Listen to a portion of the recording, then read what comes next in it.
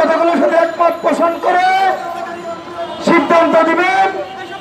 বাংলাদেশের সকল দেশবিধি মানুষের কণ্ঠস্বর, লড়াই সংগ্রামের সামনের সৈনিক, আমাদের প্রিয় সহযোদ্ধা, সকলের প্রিয় আস্থাভাজন, আশ্রয়ের জায়গা এবং আমাদের ত্যাগী নেতা জনাব মাহবুবুর রহমান আনিস।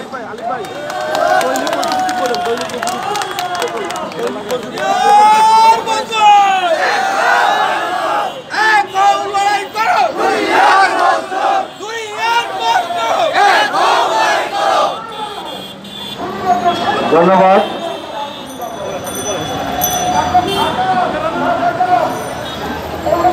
আজকের এই লং মার্চ কর্মসূচিতে যারা এখানে অংশগ্রহণ করেছেন এবং যারা দূর দূরান্ত থেকে সারা বাংলাদেশ থেকে বিভিন্ন জায়গা থেকে আপনারা আজকের লং মার্চকে স্বাগত জানাইছেন এবং আপনারা আমাদের সাথে একসাথে হয়ে আমাদের লং মার্চ সফল করেছেন।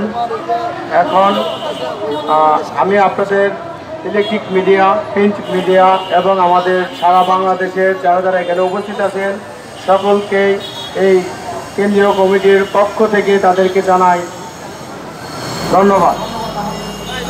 আপনারা জানেন আমরা গত কয়েকটা আন্দোলন করেছি। 17 আগস্ট, 19 অক্টোবর, 22 ফেব্রুয়ারি আমরা যে আন্দোলন করেছি, আমরা বিভিন্ন জায়গায় আমাদের স্মারকলিপি জমা দিয়েছি, কিন্তু সরকার মহল এখনো পর্যন্ত আমাদেরকে কোনো ধরনের কোনো আশ্বস্ত করে নাই। তাই আজকে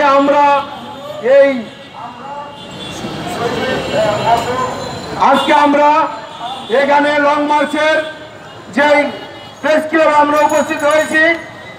আমরা আপনাদের কাছে বলতে চাই, সারা বাংলাদেশের সকল অনুসূচিত দৈনিক মজুরি ভিত্তিক ও প্রকল্প যারা আছেন সকলের উদ্দেশ্য করে বলছি, আপনারা ঘরে বসে থেকে আন্দোলন সফলতা আসলে আপনারা ঘরে বসে থেকে খাওয়া দাওয়া করবেন, সেটা চলবে না।